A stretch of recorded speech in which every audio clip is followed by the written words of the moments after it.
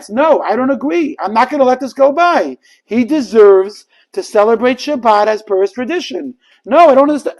Excuse me a second. Hey, Shabbat Shalom. I'm sorry for being so rude on the phone, but in life we find something interesting, and that is that generally we're very diplomatic.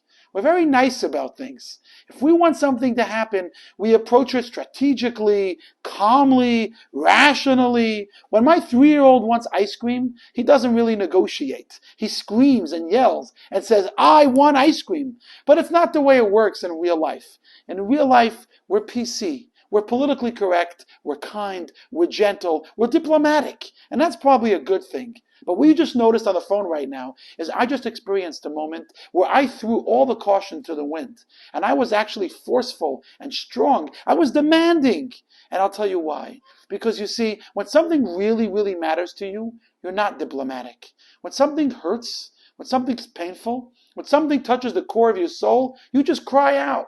You don't negotiate softly and kindly. You open up your heart and you say what you need and what you want.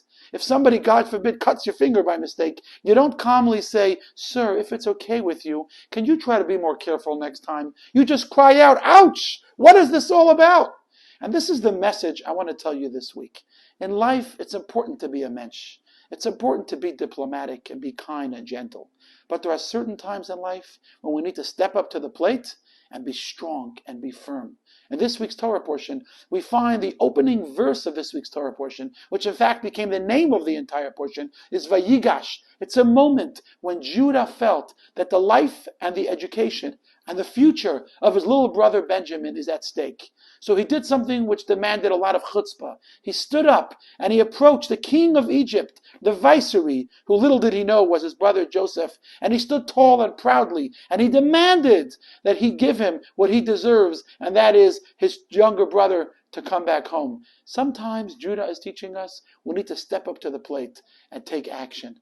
I was just on the phone with the local Douglas County law enforcement because they were not allowing a Jewish person to be able to observe Shabbat while he was imprisoned. That's wrong. We need to stand up for what we believe in. My question to you, my friends, is what matters to you?